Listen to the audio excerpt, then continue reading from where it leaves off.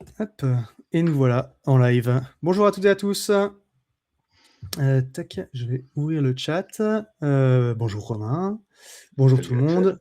J'allais demander si on nous entend, mais tu vois, déjà je vois que Samantha nous dit bonjour, donc n'hésitez pas à nous dire effectivement si vous nous entendez bien, si vous voyez bien dans le chat. On va commencer doucement, bon, bah, comme d'habitude, hein, en attendant un petit peu que les gens se connectent. Euh, voilà. Bon, pour ceux qui ont l'habitude de me voir en webinar, je ne suis pas avec mon partner in crime habituel. C'est pas Patrice, mais c'est Romain qui m'accompagne aujourd'hui. Et puis, on va se présenter un petit peu juste après pour parler d'attribution. Bon, le son est parfait, nickel, all good, les gens se connectent. Donc, on est bon. Hop, hop, hop. Bon, on attend 1 ou 2 minutes. Je vais continuer à blablater dans mon coin. Et puis après, on va se lancer le temps que les gens arrivent. Petit rappel sur le format, si vous voulez, en attendant. Donc aujourd'hui, on va parler d'attribution marketing en B2B. C'est un sujet qui est évidemment central et on le sait, complexe. Et on n'a pas forcément toutes les réponses, mais on va essayer en tout cas d'en discuter ensemble. Vous avez le chat qui est ouvert. Bon, vous l'avez trouvé parce qu'il y a déjà pas mal de monde qui échange, mais donc n'hésitez pas à intervenir, à nous partager, soit à questionner en allant des choses qu'on peut dire, soit à partager des retours d'expérience aussi complémentaires et votre façon de faire les choses. Le but, c'est que ce soit interactif, donc on prendra les questions en allant, sachant qu'on a quand même prévu, bah, évidemment, comme un webinaire, une petite présentation tous les deux. Bon, bah, ce que je vous propose, c'est qu'on commence doucement. Ça fera venir les retardataires. Donc, bah, pour ceux qui ne me connaissent pas et puis qui se connectent pour la première fois sur un de nos webinaires, moi, c'est Axel Kaetka. Ça fait quoi, 10 ans que je fais de la com et du market B2B. Voilà, j'ai créé le Café du Market, qui est un podcast, une communauté de marketeurs B2B. Donc, ce qui va me permettre aussi de vous remonter quelques-uns des exemples dont on va parler pendant le webinaire. Et donc, aujourd'hui, je suis avec Romain. Bonjour Romain. Ouais. Salut Axel. Merci pour l'invitation à ce webinaire. Donc, enchanté. Donc, je suis l'un des cofondateurs de HIT. HIT, on est partenaire du Café du Market et on a développé une solution qui permet justement de manager tout ce qui concerne l'attribution, en particulier dans le cycle de vente B2B. Mais on va surtout faire un focus sur les enjeux aujourd'hui de l'attribution et tous les sujets dont on va parler et qu'Axel va présenter. Ouais, bah justement, effectivement, on va commencer. Bah, ce qu'on va voir, bon, c'est les trucs un petit peu classiques autour de l'attribution, mais c'est effectivement les limites de l'attribution en B2B, qu'est-ce qui est compliqué à faire, et puis ce qu'on voit par rapport aux modèles qui sont les modèles un peu plus classiques autour du first touch et last touch. Ensuite, on verra effectivement les problématiques autour de la mesure de la contribution du contenu dans le parcours client, parce que bah, évidemment, on le sait, et puis je vais pas refaire le sujet, mais le contenu aujourd'hui dans les parcours d'achat a pris une importance capitale, et donc la mesure du ROI du contenu est un sujet important. Et après, on parlera des frictions aussi autour de l'attribution entre sales et marketing. Euh, il y a plein de sujets. On parlera de ce qui relève de l'attribution et de ce qu'on peut régler. En tout cas, dans certains points, on parlera peut-être pas des plans de com, mais ça reste un sujet aussi autour de ça. Et puis voilà, après, petite conclusion quand même sur les choses à mettre en place pour améliorer un petit peu l'ensemble. Voilà. Et donc bah, attaquons, Romain, un Ouais. petit peu du coup sur le contexte global. Oui, alors en fait, aujourd'hui, je pense qu'on est tous d'accord pour dire que les cycles de vente se rallongent. Donc en particulier dans le B2B, il y a plein de raisons pour ça. Alors, premièrement, on va peut-être se dire le contexte économique qui est loin d'être facile en ce moment, et Ça ça va fait avoir quelques des mois, ouais. impacts. Ça va avoir des impacts parce que bah, vos acheteurs, ceux qui veulent acheter vos produits, vos services, ils vont être challengés en interne. Est-ce que ce que tu veux acheter a de la valeur? Est-ce que ça va être rentable? Est-ce que ça va avoir de l'impact? Donc, ça va rallonger parce que ça va inclure plein de stakeholders différents chez vos clients qui vont participer à la prise de décision, mais ça va aussi allonger la période d'éducation. Donc, vos prospects vont devoir s'éduquer autour pour construire des use cases en interne, justement pour aller prouver toute cette valeur qu'a l'acte d'achat d'un produit ou d'un service en interne. Donc, ça complexifie le cycle de vente, ça l'allonge et ça engendre une multitude d'interactions que vont avoir vos prospects et vos acheteurs avec votre marque, avec vos contenus, avec les canaux sur lesquels vous investissez, etc. Donc, tout ce contexte global va venir challenger les modèles d'attribution existants et va justement avoir un impact sur comment on le mesure et donc dépasser un peu cette notion de first ou last qui est souvent très utilisée en B2B. Bah, justement, du coup, comme si on s'était préparé, tu me fais une transition toute faite. Je vais vous envoyer, un petit sondage. Justement, bah, dites-nous, du coup, peut-être vous avez l'onglet sondage sur la droite, et je pense que je peux même l'afficher sur le stream. Hop, il est là. Ah, bah, on voit les résultats, mais bah, du coup, on voit plus que moi. Donc, je vais pas l'afficher comme ça, puis j'afficherai les résultats. Mais vous pouvez répondre, du coup, effectivement, sur quel modèle d'attribution vous utilisez. Dites-nous un petit peu où vous en êtes, First Touch, Last Touch, modèle en U, donc c'est-à-dire first et last en général, et puis après le multi, et puis comme ça, on pourra voir.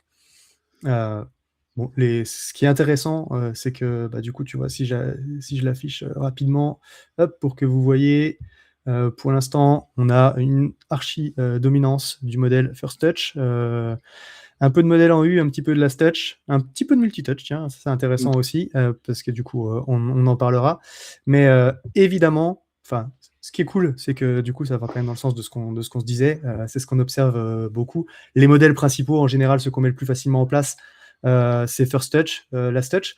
Évidemment, en général, on sait que c'est pas parfait, hein. Pourquoi c'est les modèles qui sont privilégiés? Parce que, bah, j'allais dire les CRM ou les outils de marketing automation type, HubSpot, Pledzi ou des choses comme ça, c'est ce qui remonte, le plus facilement. Souvent, ils proposent quelque chose en automatique sur la First Touch et la Last Touch, donc c'est assez facile à suivre. Et puis ça, c'est aussi un truc qui est renforcé, mine de rien, par le fonctionnement des régies pub, et du SEO, où des fois, on a cette impression, bah, déjà avec les données qu'ils nous donnent, mine de rien, bah, on mesure, ce qu'on est capable de mesurer. Et puis après, on a cette impression un petit peu illusoire parfois, mine de rien, de chemin un peu direct aussi bah, j'ai tapé un mot-clé dans Google, j'ai cliqué sur un résultat paid ou sur un résultat SEO, j'ai rempli le formulaire et puis, au final, le parcours, il est assez direct. Et donc, je vais investir sur la pub. Sauf qu'en fait, bah, typiquement, moi, je discutais avec la responsable marketing d'un éditeur de SaaS, dont je tairai le nom, mais pour préparer un épisode de podcast, parce que j'avais vu un post sur LinkedIn où elle disait qu'il y avait 80% de leurs revenus qui étaient générés par le SEO. Et puis en fait, du coup, bah, je me suis dit, chouette, on va faire un épisode sympa sur leur stratégie SEO, et puis on va voir comment est-ce qu'ils font ça. Et en fait, bah, on s'est rendu compte en discutant avec elle que je lui ai demandé, ah, mais du coup, comment est-ce que tu fais la différence entre le trafic brandé et le trafic non brandé? Puis il me dit, ah bah non, mais ça, pour l'instant, on n'est pas encore capable de le faire. Et puis bah, en fait, on voit bien la limite du modèle là, parce que bah, si tu as 90% de trafic brandé, ça veut dire que les gens ils ont tapé le nom de la marque dans Google, et donc en fait, c'est pas le SEO. Quand on tape le nom de la marque, c'est qu'on a déjà entendu par ailleurs. Et donc potentiellement, ça peut être bah, tout ce qu'on appelle un peu les dark social, donc Reddit, des partages dans des communautés, des groupes Slack, des groupes WhatsApp, ou alors j'ai entendu le CEO sur un podcast, ou alors la boîte a un podcast, et ça fait qu'à un moment ou à un autre, même LinkedIn Ads, après tout, on peut voir la pub pendant longtemps et puis aller taper le nom de la marque dans Google. Donc là, déjà, on voit bien que le First Touch, c'est pas tout à fait forcément la première First Touch.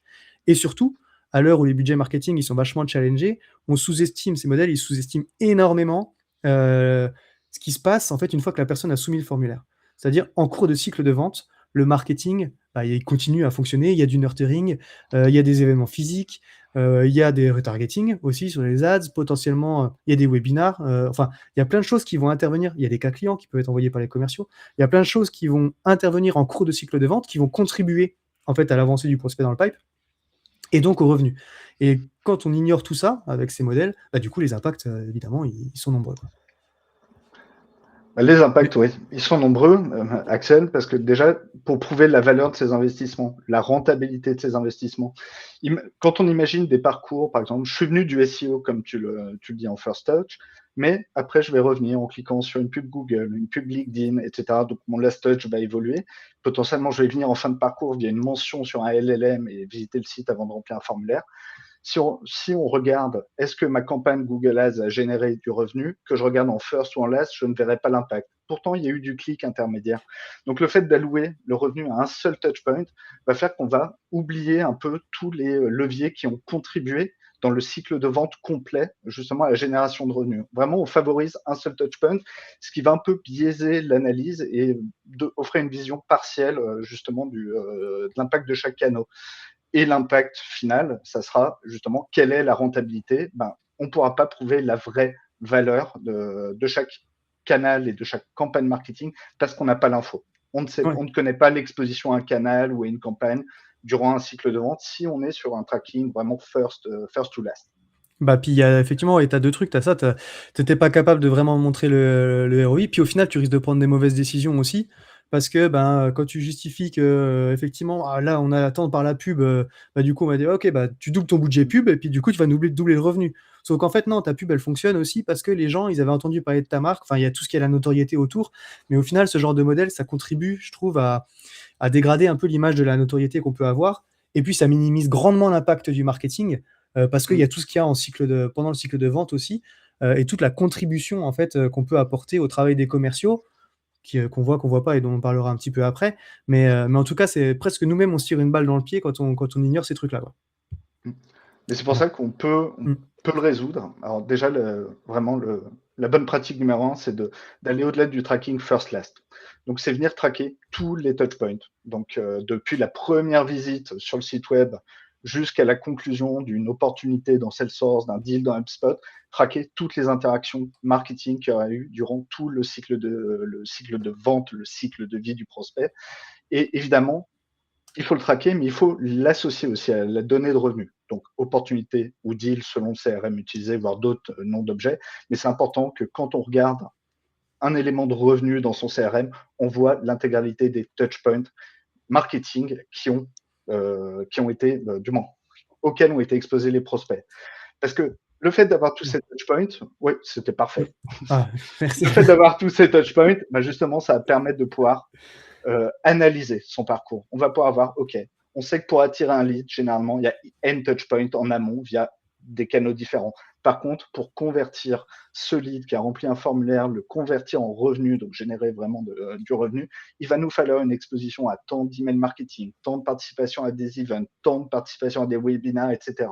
Donc cette vue globale, elle va permettre d'affiner son modèle et pondérer justement du first click, du last click, et également de la source déclarative. On a parlé de l'importance du dark social et des mentions. C'est important de l'intégrer dans le modèle pour, encore une fois, comme tu le disais, Axel, ne pas avoir cette vue biaisée et surpondérer des canaux et prendre en compte la notoriété. Ouais, On fait oui, c'est-à-dire mettre un champ, comment nous avez-vous connus dans le formulaire, quoi. exactement. Et on a l'impression de repartir 15 ans en arrière. Moi, c'était à l'époque où j'étais en agence web dans les fin des années en 2005-2010. Où on le mettait ce champ parce qu'il n'y avait pas les possibilités de tracking qu'on a aujourd'hui, mais c'était un champ et aujourd'hui il est clé. Il est clé parce qu'on a besoin de mesurer ce déclaratif, cette source déclarative des prospects. Et par rapport à justement, ça peut faire beaucoup de data à analyser, à traiter, etc. Pour en revenir à Mmh mh. l'attribution, pour donner un exemple, on avait un client nous, qui était en modèle 100% first. On a commencé à tout traquer, tout mesurer, etc. Et on s'est rendu compte, au bout de 4 mois, on a fait un bilan. Et qu'est-ce qu'on a vu dans ce bilan? On a vu que l'attribution first, elle était pas mauvaise parce qu'il y avait peu d'interactions avant le remplissage d'un formulaire. Par contre, OK. quand on a regardé toutes les interactions qui se passaient derrière, on a vu énormément d'expositions à de l'email marketing, de participation à des events, des webinars, des téléchargements de documents gated ou ungated. Et c'est pour ça qu'on a fait évoluer le modèle initial 100% first à un modèle 50% first et 50% couvrant l'ensemble des interactions post-acquisition, comme on les appelle, qu'on pondère évidemment selon le poids d'une action marketing. Ouvrir un email marketing n'a pas le même poids en termes de contribution à la participation à un webinar ou au fait de se croiser sur un salon. Donc vraiment, encore une fois, c'est avoir toute cette data qui permet ensuite d'affiner, de jouer avec différents modèles d'attribution. Ouais, donc du coup, c'est ça ce qui est intéressant, c'est que là, tu as fait en fait, vous avez mis du coup plus de poids sur la first touch parce que c'est ce qui permet de générer, on va dire, de nouveaux prospects. Donc 50 tu as dit à la first touch et puis après, bah, du coup, c'est, 50 pour le reste parce que le but, c'est d'aller chercher quand même des nouveaux prospects sans négliger ce qu'il y a derrière, quoi. Parce qu'en fait, c'est ça aussi qui est intéressant, c'est que tu pondères au final en fonction de la réalité de ce que tu observes, quoi et pas, c'est 50 sur la première, 50 sur la dernière, quoi Et du revenu final aussi, et du toujours revenu prendre en final, compte ouais. le revenu final. C'est tout ce qui, on va rattacher justement les touchpoints à du revenu réel. On considère plus une conversion comme étant un formulaire. Nous, Mmh. il faut vraiment aller au bout de la mesure, donc le revenu. Ouais, oui, Et parce que en- ça, c'est si tu considères que c'est seulement le formulaire, effectivement, tu dis toujours lié au revenu parce que sinon, bah, quand on parlait des allocations de budget aussi, c'est facile, mine de rien, générer des leads, c'est facile, générer du trafic, c'est facile, mais faut que ça convertisse quand même au moment ou à un autre, quoi. Exactement. Et après, il y a toutes les logiques aussi de voir, OK, la contribution au pipeline versus la contribution au revenu réel. Ouais, Parce ouais, que le marketing est pas tout le temps le coupable si jamais il y a pas un deal ne close pas. Donc, c'est important d'avoir aussi cette vue-là, pipeline et close one, revenu réellement gagné. ouais, Mais donc, c'est bien d'avoir toute cette donnée de revenus, associée donc à chaque touch point ayant influencé un deal ou une opportunité. Mais pour avoir vraiment une vision, unifiée et d'un niveau marketing et voir la rentabilité des investissements, ce qui est important, c'est vraiment d'avoir, centralisé dans le CRM ces données de campagne, ces données de coûts de campagne pour qu'on n'ait plus à faire des extracts je fais des exports Google Ads, des exports LinkedIn Ads, je récupère une liste de participants à un event ou à un webinar pour ensuite essayer de faire de l'attribution, en croisant plein de données. L'idée, c'est vraiment d'automatiser autant que possible ces plateformes paid avec son CRM. Donc, comme ça, on a une vision à jour des coûts de campagne, des CPL, des impressions, des clics, mais surtout du nombre de leads influencés par chaque campagne, du revenu généré par chaque campagne. Donc ça va permettre, comme on disait avant, c'est aussi de ramener tout le monde à la table de l'attribution. On n'est plus uniquement marketing, orienté marketing seulement, mais là, on va pouvoir partager ça avec les équipes RevOps, les équipes finance pour prouver justement que les budgets marketing, ça marche parce qu'on a un résultat réel de revenus associés. ouais. Ça, c'est vrai que c'est un des biais qu'on voit un peu de façon classique, et qui contribue au fait que les budgets soient challengés aussi, ou au décalage des fois entre le marketing et puis le reste de l'entreprise sur ces sujets de revenus. C'est que le marketing travaille dans son outil de marketing automation, dans son outil de marketing, et puis les sales, et le CEO, le CFO travaillent dans le CRM, où tu as les KPI de revenus. Et puis du coup, on fait pas forcément le lien entre les deux. En tout cas, on parle pas le même langage. Et donc, bah, forcément, on est challengé sur des trucs qu'on devrait pas forcément, quoi. Alors, tac, tac, tac. Effectivement, donc il y a Pierre qui nous dit que l'étape complexe qu'il maîtrise pas pour sa part, c'est ce gros paramétrage dans le CRM, tu vois. Le paramétrage des campagnes, Ouais, et puis je pense dans Pierre, bah, si tu veux nous en dire à peine plus, mais effectivement, je pense qu'aussi ce que tu disais, c'est de faire remonter ce qui vient de Google Ads, ou des choses, enfin, tu vois, l'automatisation par rapport aux campagnes paid, par exemple. alors l'automatisation des campagnes paid, elle se fait soit via l'utilisation de Mm. solutions qui vont permettre de synchroniser automatiquement, soit ça va être du travail API. Venir Ouais, connecter CRM API, c'est très long, c'est fastidieux, il faut suivre les mises à jour des API. Mais l'idée, c'est ça, soit utiliser une solution qui va permettre cette synchronisation native et l'update native des données de campagne dans le CRM, soit la construction via les API, donc de Google Ads, LinkedIn Ads, etc. Donc c'est vrai que le fait d'utiliser une solution qui le gère automatiquement, n'a pas à se soucier des mises à jour, des versions d'API. On n'a pas à faire plateforme par plateforme, mettre à jour mon LinkedIn Ads, mettre à jour ma Sync, Reddit Ads, mettre à jour ma Google Ads. La solution va justement automatiser tout ce travail de récupération de campagne des plateformes. ouais, Alors, par contre, il y a un point sur lequel ça demande encore du travail manuel pour la gestion de campagne, c'est tout ce qui n'est pas issu des paid platforms. Une solution ne pourra pas automatiser la création d'un événement, sauf si on ouais. utilise des outils de gestion d'event, etc. Dans ce cas, ça peut être automatisé.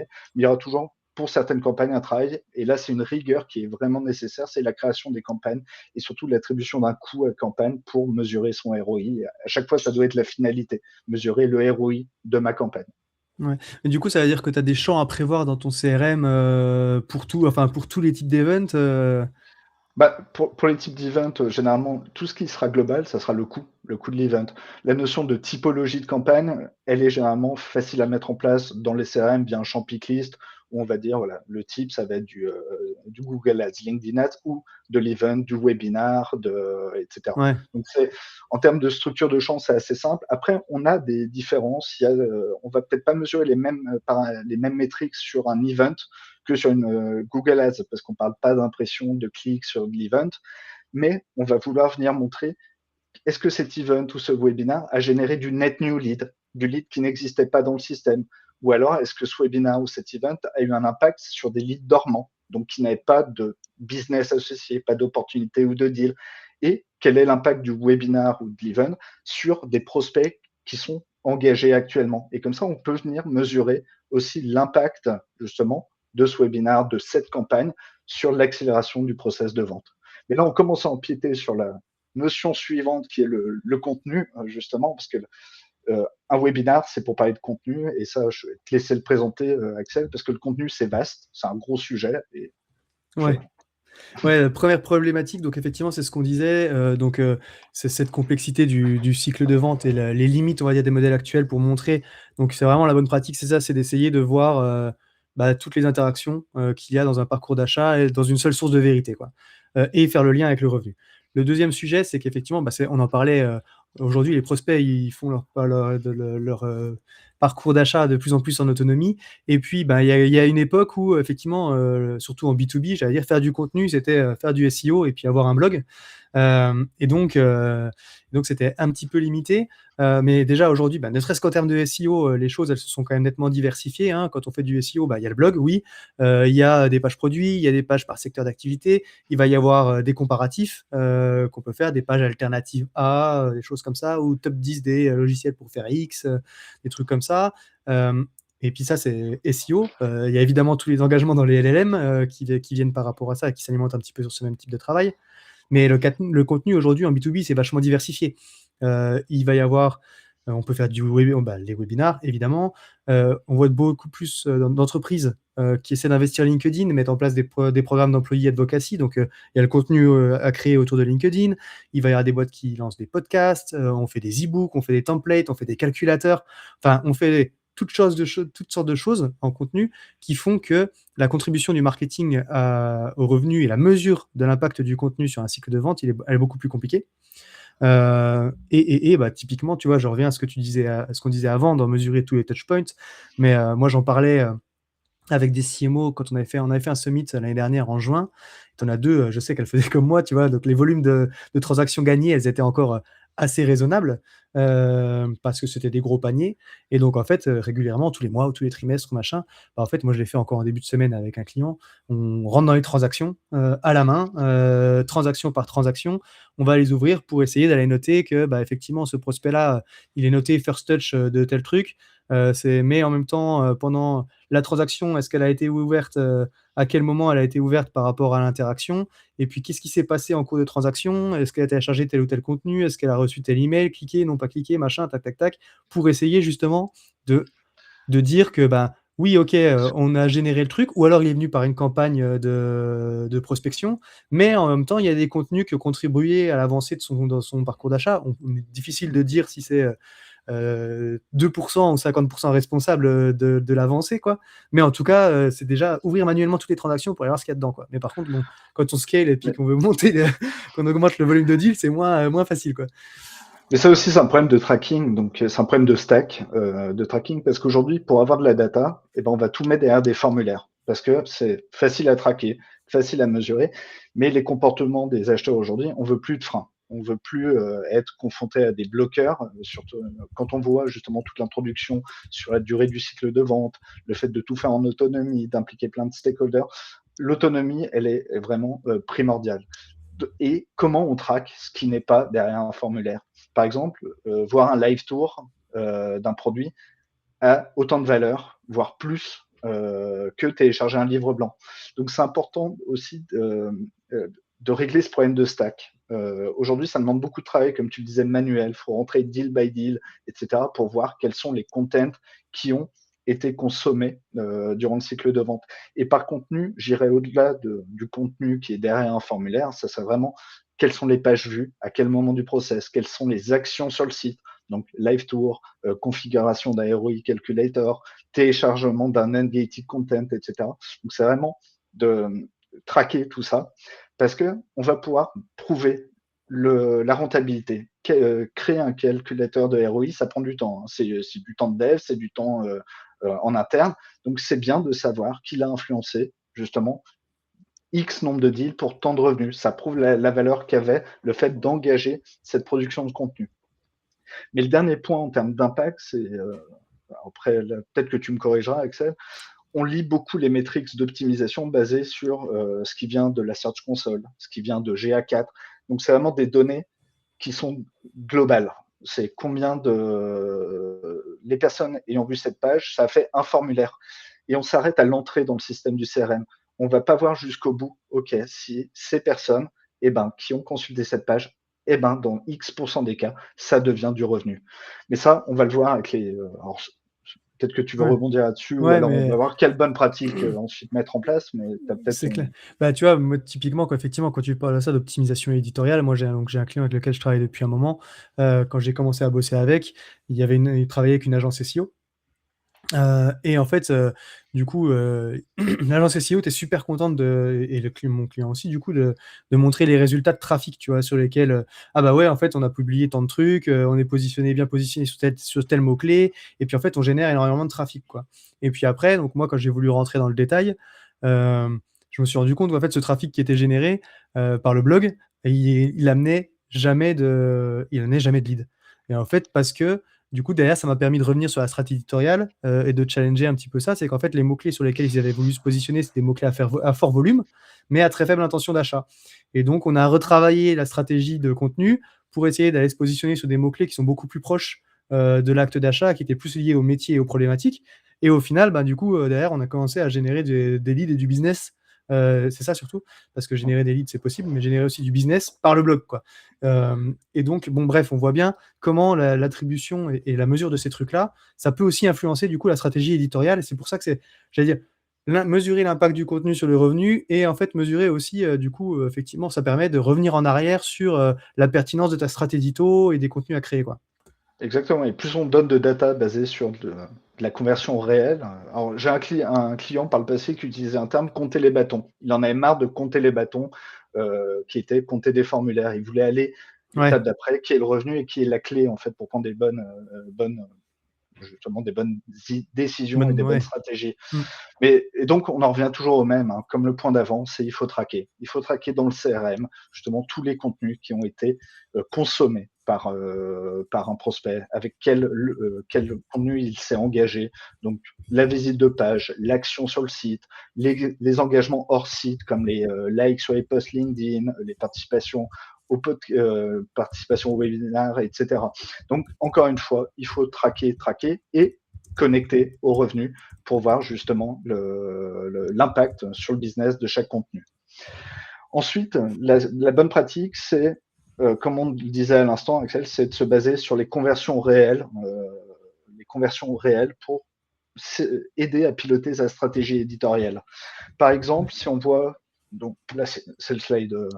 J'ai Oui, switché pardon, au excuse-moi, slide je d'après. passe parce que je répondais à une question dans le chat. Non, Excuse-moi. pas de souci. Mais Mais, mais l'idée, en fait, quand on a cette donnée dans le CRM, on sait que voilà, les CFO, eh ben, qui consultent cette page-là ou qui like ce post LinkedIn ou qui font cette action sur le site, génèrent du revenu dans 40% des cas. Donc, si on prend l'exemple de la page, on sait que les CFO qui consultent cette page génèrent du revenu dans 40% des cas. Eh ben, on va pouvoir travailler à une nouvelle stratégie éditoriale, faire plus de contenu autour de ces thématiques-là et collaborer aussi avec les équipes paid en disant, bah voilà, on sait que ce contenu, c'est consulté par les CFO et ça convertit vraiment.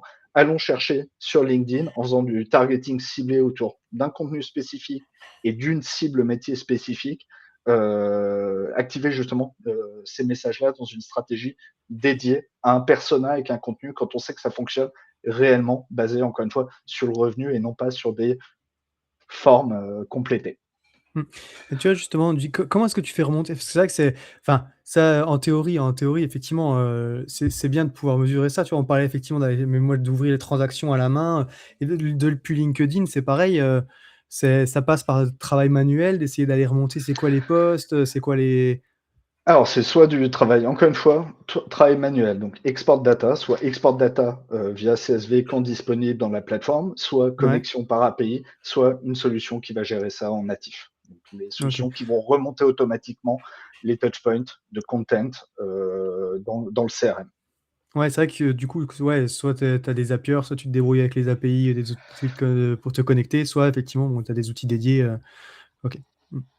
Bon, évidemment, j'allais dire, c'est ce que vous faites aussi, du coup, en partie. Oui, mais ça, j'en parle pas trop. Ouais, ouais. Ouais, et aussi une chose qui est importante, encore une fois, on en revient, on aborde souvent ces thèmes aujourd'hui, c'est les problèmes de stack, les exports dans tous les sens pour essayer d'avoir de la data.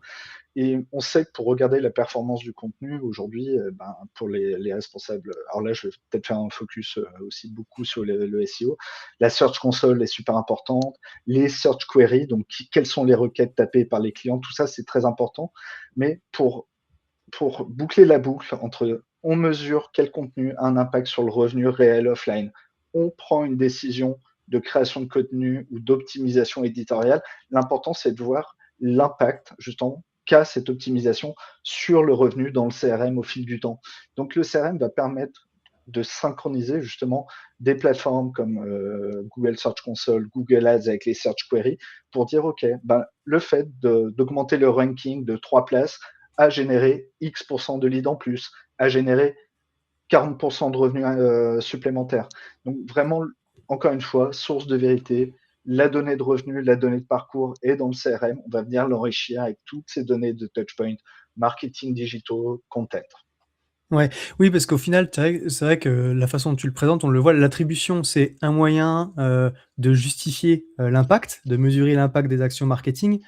Mais la boucle de rétroaction, elle est aussi importante. C'est que du coup, derrière, ça doit guider les prises de décision, pas que de canal, de thématiques, de façon dont, effectivement, on va traiter des sujets. Enfin, bon, bref, c'est cette boucle, au final, de rétroaction positive, je veux dire, normalement. Enfin, on Ouais, connaissait d'être positive. En fait, d'activation, on va activer de Ouais. la donnée, voilà, de la donnée de parcours, de la donnée attribuée, si on veut parler d'attribution, on va la réactiver. Donc, soit réactiver dans une stratégie qui va être guidée par l'homme, une stratégie éditoriale, on va travailler ensemble, etc. Soit de la stratégie automatisée. On va pousser de la donnée de conversion réelle dans les plateformes pour les faire travailler dans Google Ads. On va renvoyer des goals, du moins des objectifs commerciaux, on va remonter le revenu, on va activer dans les audiences, par exemple, exclure un nouveau client parce qu'on ne veut plus dépenser de l'argent sur ce client vu qu'il vient de signer avec nous.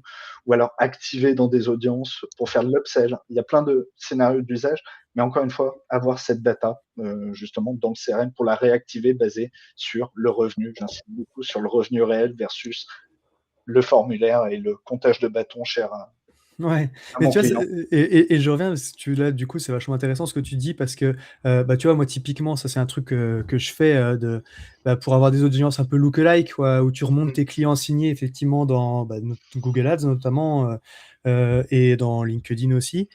Exclure les clients que tu as signés, par contre, ça peut être une bonne idée aussi. Ça, c'est Ah vrai, ouais. pour le coup, ça, je ne le sais pas. Mais c'est une bonne pratique aussi intéressante dans la façon d'utiliser la donnée d'attribution, justement, pour pousser ton. Pardon. Non, mais c'est ça. Pour dépenser moins d'argent, toujours avoir en vue ces optimisations budgétaires qui sont aujourd'hui, on l'a vu en intro, le contexte économique est compliqué, donc pas aller dépenser de l'argent sur des clients qui viennent de signer avec nous. Et Ouais. après, surtout que les algorithmes, encore une fois, sont pas clairs du tout. Nous, on a eu des cas justement où vous voyez Google qui exposait tous les prospects de notre client à des mots-clés et des requêtes qui n'avaient rien à voir. Et Ouais. ça, justement, voilà, c'est là aussi où on va aller chercher des gains en disant mais voilà, excluez ça des mots-clés, mettez en exclusion list parce qu'on perd de l'argent et on gâche des impressions sur ces mots-clés-là. Donc, encore une fois, vraiment viser l'optimisation et le gain dans tout ce qu'on fait quand on parle d'attribution et plus généralement de tracking. Et, et la dernière bonne pratique, ouais, pour conclure cette partie sur le contenu, c'est essayer de se créer son tableau de bord de pilotage, pour communiquer en interne, le partager en interne, pour en fait centraliser tout ce qui est coût de production des contenus, exposition des contenus par persona, par type de compte, par taille de compte, par pays. Avoir cette vue centralisée pour vraiment être en mesure.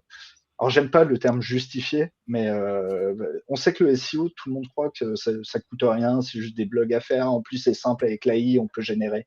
Non, ça demande du temps homme, ça demande des coûts de software, ça demande beaucoup de choses. Donc, vraiment piloter le ROI de tous ces investissements, ça aide aussi à guider justement des choix budgétaires entre renforcer du SEO parce qu'on voit que ça marche sur ses contenus, sur ses personas, versus aller chercher encore du Google Ads, dépenser sur du Google Ads. Yes. Et donc le dernier Ouais. point qu'on voulait, gros Ça, sujet, c'est bon, l'alignement sales market, on n'en parlera jamais assez. Mais c'est vrai qu'une des, alors il y a plusieurs problématiques autour de l'attribution. Moi, bon, on en a parlé tous les deux de toute façon, donc je sais que tu le sais aussi, mais évidemment, il y a un sujet de plan de com. C'est quand même aussi le nerf de la guerre, c'est qu'à la fin, entre marketing et sales, si on se bat autour de l'attribution, c'est pour justifier les budgets, mais c'est aussi parce que les sales, ils sont objectivés d'une façon, et puis le marketing potentiellement d'une autre. Moi, ça m'est arrivé, tu vois, dans une précédente boîte où moi j'étais sur les inbound deals et les sales ils touchaient plus en pourcentage eux, sur ce qui venait de la prospection. Donc du coup tu vois, en termes d'attribution, tout ce qui venait du marketing c'était compliqué parce qu'en fait les sales ne voulaient pas être aidés parce que machin. Donc mais bon bref, on va pas apporter de solution là au plan de com, mais en tout cas c'est un vrai truc à regarder quand même de votre côté, être sûr que les plans de com sont quand même alignés entre les deux équipes. L'autre sujet qui est, je vais prendre l'exemple, moi, tiens. Là, en ce moment, je travaille avec un éditeur de logiciels. On est sur un segment qui est assez restreint, où on travaille sur un secteur d'activité très précis. Il y a 500 boîtes. Et donc, en fait, on a acheté le fichier avec les entreprises et les contacts des décideurs. Et donc, en fait, les sales ont tout uploadé dans le CRM. Ce qui fait que, en fait, moi, au marketing, je ne génère pas de nouveaux leads. Tu vois, et donc en fait on a ce problème là, enfin ça va parce qu'en fait on fait en bonne intelligence et les sales ils sont pas, et pour le coup ça se passe bien, mais en fait on ne génère pas de nouveaux leads. Et je sais que tu vois, par exemple, on en avait parlé encore une fois sur ce summit l'année dernière, c'était avec Adeline je crois, qui était CMO de Pledzi. Ouais, c'est ce qu'elle me disait, elle avait ce conflit là avec les sales aussi, où en fait ils avaient vu qu'ils importaient plein de listes pour les travailler en prospection. Même si les gens répondaient pas, le problème c'est qu'au moment où ils allaient activer par un webinar ou par un truc comme ça, parce qu'ils venaient de campagne marketing, et ben en fait dans le CRM c'était indiqué sales. Et du coup ça posait problème. Donc une des choses qui est faite, et je sais que tu vas me taper dessus, mais c'est pas parfait, mais parce que tu vois typiquement, elle, ce qu'elle faisait, c'était que quand il y avait 3 mois pendant lesquels il se passait rien, et ben en fait il réinitialisait automatiquement la first touch. Pour du coup remonter, que ce soit attribué, on va dire, à l'action qui a réactivé le prospect. Et c'est vrai que moi, tu vois, je le fais aussi avec un client sur les cycles de vente où sont plus longs, où nous, on a un an. S'il ne se passe rien pendant un an, ça se réinitialise et on reset la first touch.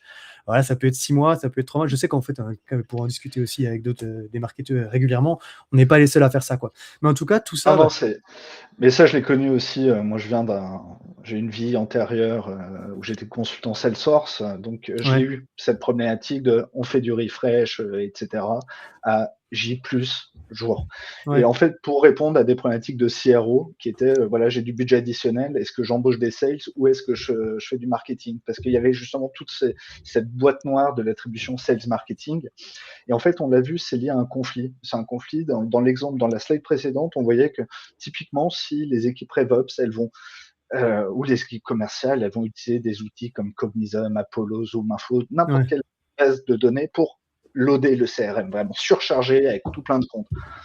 Alors, la problématique de net new que tu abordais, Axel, c'est Mm. toi, comment tu dis, j'ai de l'inbound s'il y a 80% de mon marché cible qui est dans le CRM, qui a déjà été importé. Donc ça, c'est une première problématique. Et après, ce qui nous ramène encore une fois à l'intro, le changement global, c'est les gens, ils veulent travailler en autonomie. Je pense que je suis pas le seul. On est tous exposés tous les jours à des emails qui viennent interrompre. Alors ça peut être très bien, hein, ça peut déclencher de l'awareness, voilà. Ah, cette solution existe, j'avais peut-être pas ce problème, mais dans 100% des cas, je parle pour moi, je vais pas répondre à Ouais. l'email automatique. Je vais démarrer mon parcours. Je vais démarrer mon parcours pour justement me renseigner, Ah, voilà, tu vas sur le parler à site mes internet, frères, ouais, directement déjà. internet, SEO. Je vais ensuite aller interroger Mm. du LLM parce que je vais découvrir des compétiteurs, etc. Je vais avoir mon propre parcours.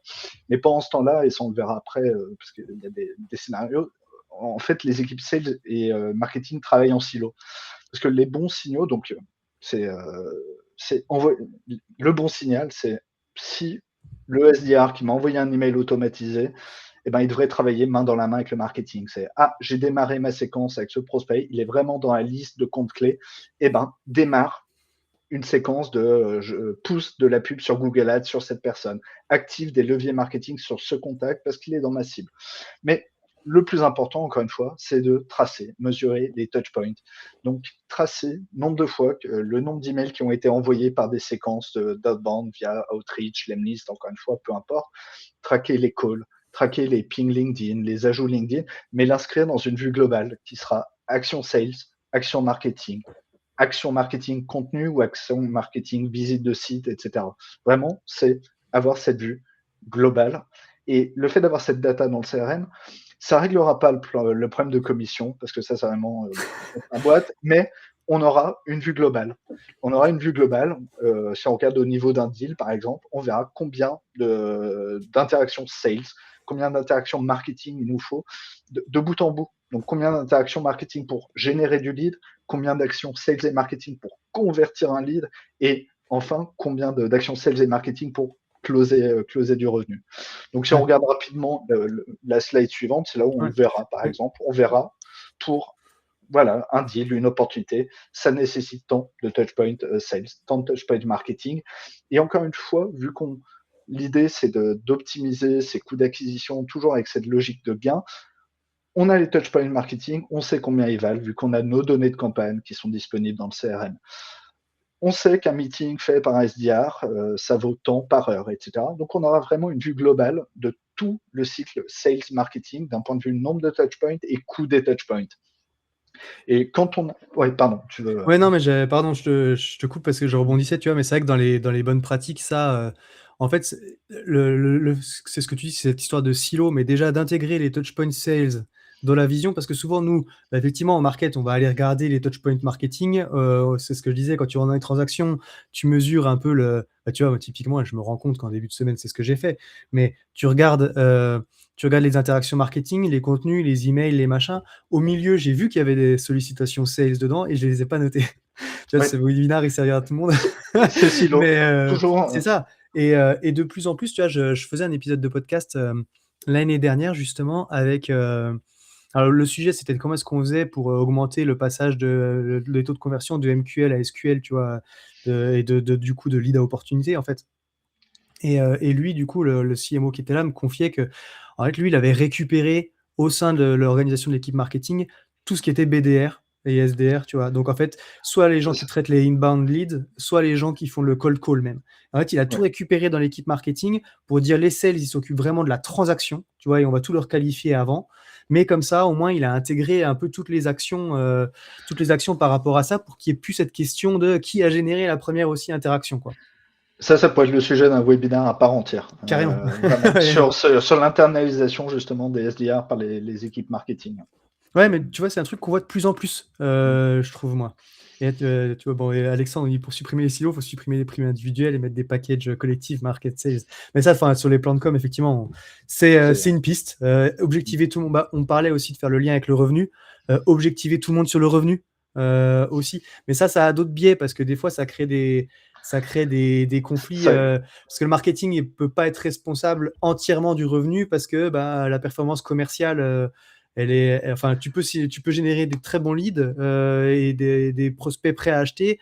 Si dans le process commercial, le sales, il est pas capable de faire son follow-up comme il faut derrière le premier rendez-vous, bah c'est pas ta faute, quoi. Enfin, C'est ce qu'on disait tout à l'heure, c'est la contribution du marketing au pipeline. Et ensuite, on va voir tous les canaux. Ce canal-là a généré tant de pipeline. Et ensuite, on va décomposer le pipe. Ah, je vois que Google Ads a généré 100 de pipe et j'ai 30 en perdu. Qu'est-ce qui s'est ouais. passé sur le perdu? Je peux pas être tenu responsable si le commercial s'est mis à insulter le prospect parce qu'il est voilà, il y a plein Ouais. de cas qu'on ne maîtrisera jamais. Donc c'est super important justement de mesurer la contribution en pipeline également. Ouais. Mais enfin bon, bref, c'est vrai que ce sujet, il est pas facile. C'est un sujet entier qu'il faudrait effectivement prendre. Et je pense que ce serait bien d'avoir des sales aussi, mine de rien, pour discuter de ce truc-là, parce que ils ont un point de vue qui est différent et un métier qui est compliqué aussi, hein. Non, mais c'est vrai que quand on critique souvent, enfin, les marketeurs sales, on aime bien se taper dessus, mais faut avoir conscience de ça aussi. En tout cas, intégrer mine de rien, dans la mesure, les touchpoint sales comme les touchpoint marketing, ça permet de montrer quand même que au final, tout le monde collabore, quoi, et tout le monde contribue C'est ça. aussi. Et on a des indicateurs, maintenant on peut le mesurer. OK, il y a eu tant de touchpoints Ouais. durant le cycle de vente, il y a eu tant de touchpoints marketing, sales. Et à la fin, au final, pour avoir une vue holistique, alors oui, qui ne réglera pas les problèmes de com, encore une fois, mais on pourra se dire, voilà, on peut valoriser l'impact du marketing à temps basé sur les interactions et l'impact sales à temps. Et on peut suivre au fur et à mesure, au fil du temps, sans avoir ces bagarres de first touch, source, on refresh, etc. Non, c'est avoir une vue globale et honnête, transparente, vu qu'on a traqué l'intégralité de tous les touchpoints. Ouais, et c'est vrai que tu vois, pour reboucler avec ce qu'on disait effectivement sur cette histoire de refresh, c'est aussi au final la toute première problématique qu'on donnait quand dans les bonnes pratiques, tu disais c'est important d'avoir tous les touch points. Bah, quand tu refresh, en fait, tu perds de l'information. Oui, Quand même, c'est et bah, tu vois, donc le client avec lequel je travaillais, moi, typiquement, bah, en fait, vu qu'il bourrinait un peu en prospection, tous les gens qui n'avaient pas interagi ou qui n'avaient pas maintenant ou je suis pas intéressé ou machin, en fait, moi, je les récupérais dans les campagnes marketing de nurturing pour les réinviter à des événements, pour les machins. Et en fait, euh, et du coup, bah, au bout d'un moment, forcément, vu qu'ils n'avaient pas réagi aux commerciaux, bah, du coup, ça finissait par être réattribué au marketing. Mais mine de rien, le fait qu'ils aient sollicité ces fichiers-là, qu'ils les aient construits, qu'ils aient machin, moi, ça a alimenté mon nurturing aussi. Et donc, ça a contribué individuellement, enfin, même de façon, je trouve pas mon mot, donc je vais dire petite, faible, mais de façon, tu vois, infime ou peut-être. Mais en tout cas, mine de rien, ils m'ont récupéré l'email qui a permis derrière de déclencher tout le cycle marketing. Et donc, c'est aussi un peu injuste pour les sales de sortir ce mmh. travail-là en disant, bah, c'est par le contenu qu'ils sont venus, quoi. Non, non, Bref, et surtout, encore une fois, pour mettre ça en perspective avec la durée des cycles de vente. ouais. Si on rafraîchit à 3 mois et que le cycle de vente, c'est 6 mois, Oui, ou bah oui, non, pas oui. le cycle de vente, là, je dis une bêtise. Pas le cycle de vente, le cycle d'appréhension par le prospect, Mm. le fait de se documenter, de faire son parcours en self-service, faire tout ça. Il fait son avant-vente lui-même, en fait. Et ça peut prendre plus de 6 mois. Et donc Bah, là, oui, c'est un peu dégoûtant pour les sales ou le marketing si on refait du refresh. Donc, bah, important de garder. par Oui. essence, j'allais dire, la prospection, c'est une question de timing. En fait, si tu envoies ton mail à un mec qui connaît le sujet, mais en fait, il vient de signer un contrat de 3 ans avec un fournisseur, bah écoute, évidemment que de toute façon, tu vas pas le signer demain. Et donc, il va se passer peut-être un an, mais il aura noté ta marque. Et puis, en fait, quand va arriver derrière, il y aura eu des interactions marketing parce qu'il aura vu des pubs, parce qu'il aura vu du contenu, parce que machin. Et puis, en fait, quand va arriver son renouvellement, bah, c'est là qu'il va peut-être refouiller et puis repenser à ton mail. Et ben, le sales aura quand même contribué peut-être à ce moment-là. Et c'était juste une question de timing, quoi. Mm.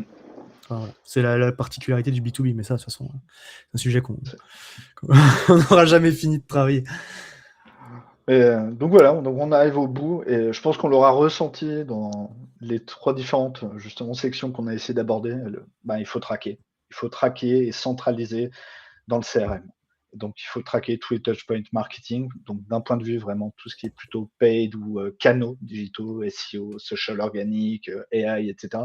Mais il faut traquer aussi énormément le contenu parce qu'il y a plein de use cases pour activer le contenu de façon efficace en termes de collaboration entre les équipes, mais aussi de prouver l'impact justement des stratégies de contenu. Et le dernier point qu'on a vu aujourd'hui, c'est encore lié au tracking, mais pour justement offrir cette vue, essayer en fait d'adoucir cette relation conflit sales marketing en ayant cette vue globale. OK, on a tous contribué à générer du revenu. Il n'y en a pas un qui est plus important que l'autre. C'est à telle étape, le marketing est venu en support. Sur cette typologie de deal, les sales doivent mettre il y a plus de meetings dans cette industrie. Qu'est-ce qu'on peut faire de mieux au marketing pour réduire le nombre d'interactions sales? Ça permet d'activer vraiment aussi beaucoup de travail collaboratif, d'avoir toute cette donnée et c'est la clé centralisée dans le CRM. Donc c'est Ouais, mais vraiment le point clé aujourd'hui. C'est centralisé et au final, c'est ça, ça reboucle avec ce que tu disais juste avant d'intégrer les touchpoint sales au touchpoint marketing aussi. C'est ça, c'est une source de vérité, les contributions de tout le monde. Et comme tu l'as dit, derrière, ça permet d'enclencher une dynamique d'équipe sur le mmh, feedback, sur c'est quoi, bah tiens, tu vois, là, mine de rien, eux, ils ont participé à un webinar en cours de deal. Ce prospect-là, ça faisait longtemps qu'il me répondait plus. Dans le cours de la transaction, ça l'a relancé. Peut-être que ce serait bien qu'on organise des webinars tous les 3 mois parce qu'en fait, c'est à peu près la durée d'un cycle de vente et donc comme ça permet de rythmer. Enfin, en fait, il y a plein de bonnes dynamiques à mettre en place derrière quand on est capable quand on a cette donnée, en fait, bah, du coup, derrière, on peut la réexploiter pour venir améliorer un petit peu les process, quoi. mmh.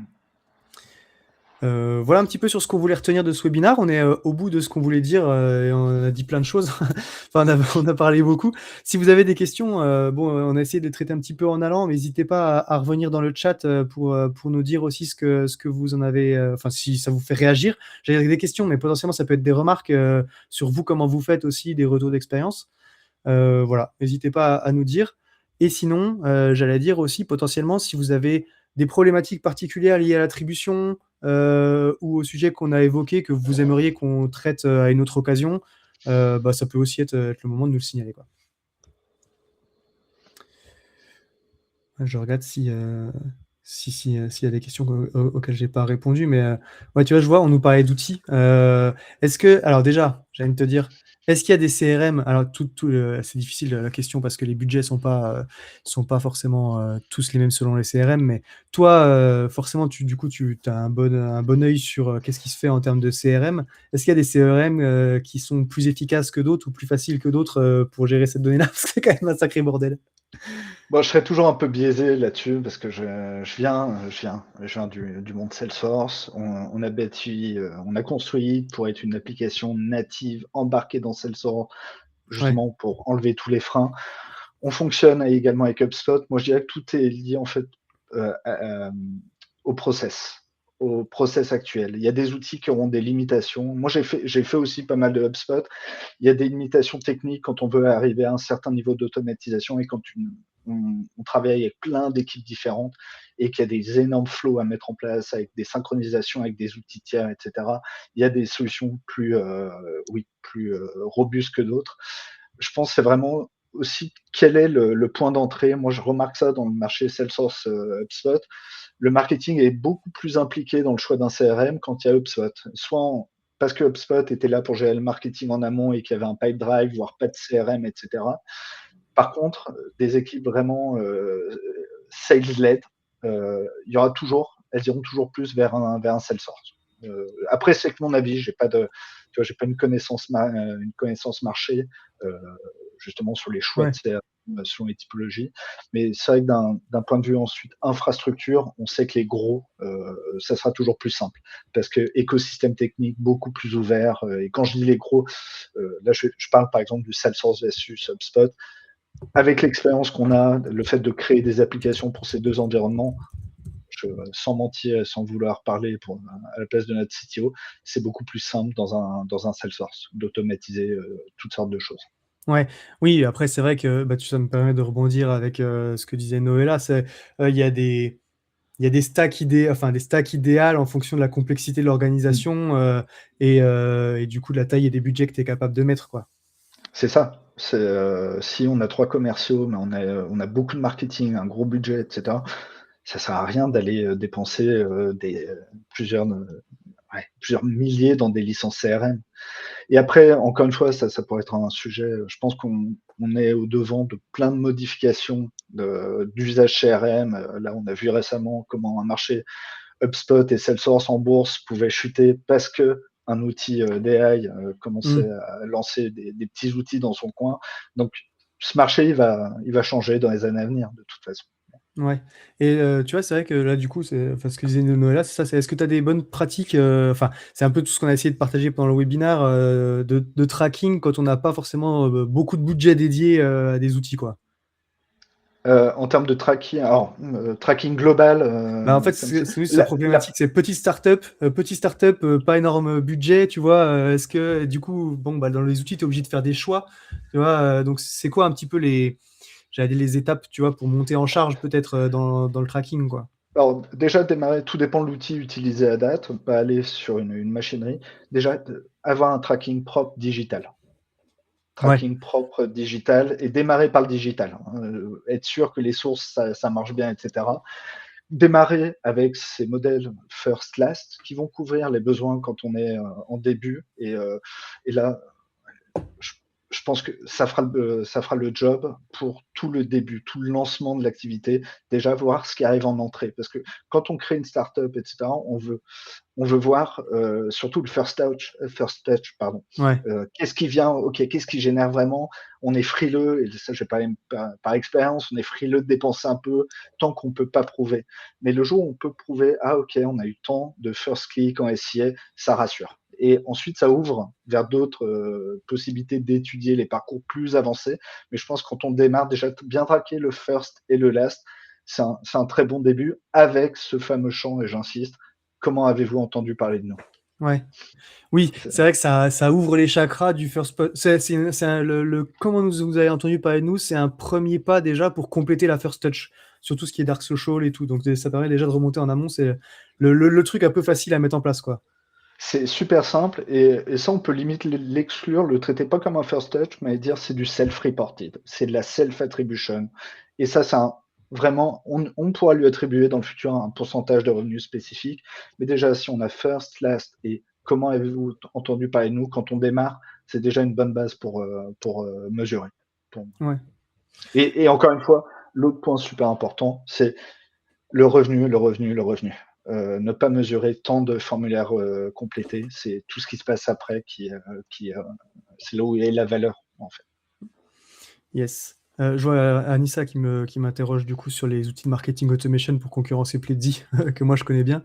Après, je sais pas, d'ailleurs, tu as peut-être des outils toi aussi que tu préfères, Romain, mais c'est vrai que bon, le marché marketing automation, grosso modo, c'est quand même HubSpot, qui fait des choses bien en termes de marketing, même si ça a des limites, voilà, mais ça reste quand même le leader, Market Auto. Tu vas trouver dans l'écosystème Salesforce, tu as Pardot, c'est un qui fonctionne bien. C'est une machine aussi quand même.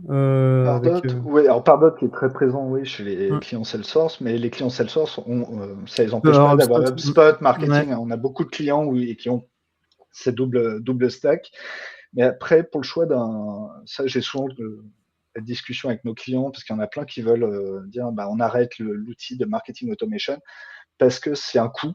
Et Ouais. souvent, on voit pas la valeur réelle. Et c'est pas un problème de valeur promise par l'outil, c'est d'usage qu'en font les clients. Un outil de marketing automation, il sera parfait quand on a ses ICP, ses personas, on sait exactement ce qu'on veut faire à telle étape. Si la personne ne répond pas à un email, Hmm. construire des flux. Si on n'a pas déjà construit tout ça en interne, scoring, ICP, persona, à certains clients, je leur dis, mais connectez votre CRM à un Mailchimp, ça fera Ouais. 70% pour 1% du prix. Donc, Moi, voilà, je j'allais dire pense qu'il y a des Brevo. clients qui sont Tu vois, tu as, Brevo, Brevo qui est une aussi. solution française aussi, qui est très abordable en C'est termes de prix. Puis après, bah, tu vas rentrer sur, effectivement, en termes de budget, plutôt sur du. Bah, tu as Webmécanique, je crois, qui est un outil français, tu as Pledzi, et puis tu vas rentrer sur HubSpot, Pardot, qui sont là pour le coup, après les plus chers, quoi. Mais dans un premier temps, c'est non, vrai que c'est ce que tu dis pour les premiers flows, des Brevo, des Mailchimp, le temps de caler tout le monde. ça Mais ce qui est fait. important, et ce que tu dis pour la justifier aussi de l'outil, c'est qu'à la fin, ça devienne pas ça crée pas un silo de plus de le marketing travaille et reporte sur son outil de marketing automation et le reste de l'entreprise travaille dans le CRM, quoi. Ouais, il y a ça. Et il y a aussi une grosse notion que j'ai oubliée, c'est le scoring. Plein de Oui. clients parlent de scoring, et ça, c'est un sujet. Pareil, on pourrait en parler des heures parce que Ouais. c'est tellement vaste et il y a plein de clients qui aussi arrêtent ou me disent: «On va arrêter, Pardot, on va arrêter HubSpot parce que le scoring, ça marche pas». Non, Mm. ce qui ne marche pas, c'est ce fameux parcours global, le vie client, voir: «OK, ça vaut vraiment 30 points dans le scoring. Ça ne le vaut pas», en se basant sur le résultat réel des conversions. Ah, C'est, puis c'est qu'est-ce que tu scores aussi? Parce qu'il y a beaucoup de boîtes, moi, de ce que je vois, qui se contentent d'un scoring démographique, de c'est tel type d'entreprise, c'est tel type de poste, nombre d'employés, machin, secteur d'activité. Ça, c'est intéressant, mais ça te dit pas non plus si la personne, elle est intéressée ou pas par ton offre. Est-ce que le timing, il est bon? Donc, le scoring comportemental est aussi important. Puis bon, ça, après, on reboucle avec quel outil tu as, qu'est-ce que tu es capable de mettre en place. Et pour prendre du coup, peut-être dernière question avant qu'on conclue, Charlotte qui nous dit comment est-ce qu'on gère de manière pratique le comment vous avez entendu parler de nous. Parce que du coup, c'est un champ que tu mets dans le. Il y a plusieurs façons. Tu as des gens qui vont demander aux ouais. commerciaux de poser la question. Tu en as qui mettent le champ en autodéclaratif dans le truc. C'est vrai que moi, j'ai tendance à dire j'aime bien mettre un champ libre. Mais en même temps, c'est difficile à exploiter en termes de statistiques. Donc, le champ fermé, enfin, le champ déroulant, c'est plus facile à exploiter, on va dire. Tu as des recos, toi? Pick list, toujours, pour structurer la data. Et de toute façon, les canaux de Dark Social, on n'en a pas 70, hein. Ils sont, allez, si on en a une dizaine, c'est grand max. Et le champ libre, il doit venir permettre à un prospect s'il a choisi autre, de donner ou non du détail.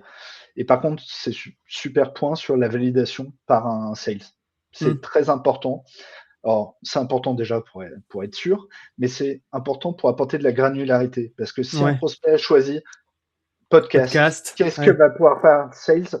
Et ben là, encore une fois, c'est la centralisation de données dans les outils. OK, quelle Quel campagne podcast, podcast on chez a? qui, ou alors c'est chez nous, c'est un podcast à nous, c'est quel épisode? Enfin, tu vois, oui, c'est vrai Et qu'il y a ça plein de va, trucs. Ouais. et ça va créer une influence, encore une fois, une interaction marketing, mais cette fois au-delà d'être lié à un canal de Dark Social qui est podcast, sera connecté à la campagne de podcast qui potentiellement a coûté 500 € d'organisation. Mais vraiment, c'est ça. Donc, pour moi, mais après, on aura tous nos avis, mais c'est picklist, champ ouvert si besoin si autre choisi, et une validation par les sales, SDR, etc. Très cool. Bon, bah écoutez, merci à tous pour votre attention et votre participation au webinar. C'était très sympa. Merci beaucoup, Romain. Ouais. Merci à toi. Il y aura Merci un à replay que vous allez recevoir normalement automatiquement quand je vais quitter le live ou dans le temps que le logiciel se chauffe. Mais donc, vous allez le recevoir. Puis évidemment, du coup, si vous avez des questions d'attribution, logiciel d'attribution, n'hésitez pas à aller voir HEET, donc HEEET.io. C'est aussi leur métier, et donc ça vaut le coup d'aller voir ce qui se passe. Voilà, merci encore une fois à Merci, tous. Axel. Merci Bonne à journée et à bientôt. À bientôt. Merci, Axel.